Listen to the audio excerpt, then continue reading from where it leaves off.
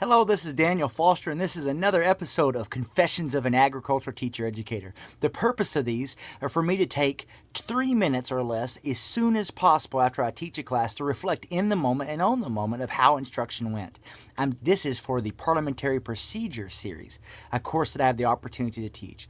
As I look at today's class, I got to be honest. At this particular point of the semester, looking at a conference out of town and some other things going on in my life, I was fairly stressed. I have 3 different classes that I teach this semester, and so the teaching load and achieving it at the level that I'd like was kind of getting to a point of stress.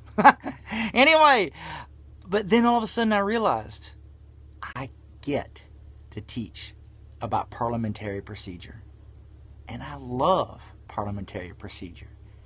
And so when you get to teach about something you're passionate about, it's not a chore, it's fun.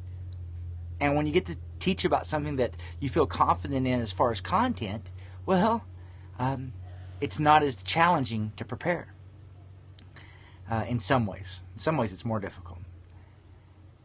And then there's this next piece. When I went into the classroom, I now realized this class is 100% elective.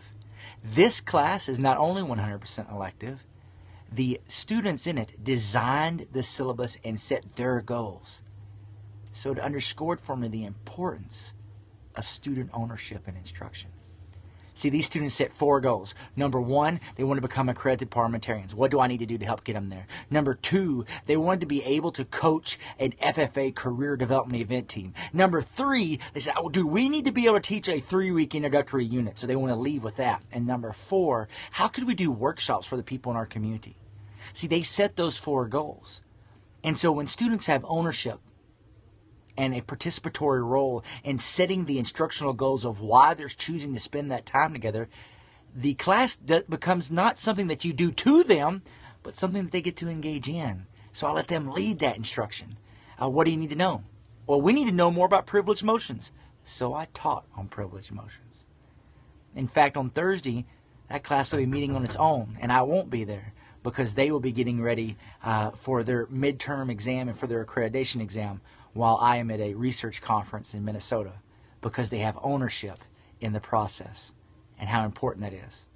Since this is a Parli Pro class, I want to leave you with 2 stumpers or buzzers that I left them with that they're going to have to research for me by next Tuesday. If you make the motion to recess, what is the upper limit? How long can a recess go for? I look forward to some of you tweeting that, sharing that out. So how long is it permissible for a recess to last? Now, to win the game, you have to give page number and line number in Robert's Rules of Order 11th edition that substantiates your answer. That's 1.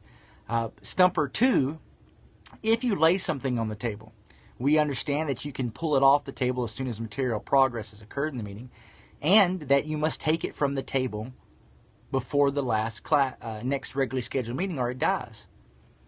Where does it go? If you lay something on the table at the end of the meeting, where does it go? Does it show up anywhere on your agenda? I look forward to you answering those buzzers in this episode of Confessions of an Ag Teacher Educator. See you down the road.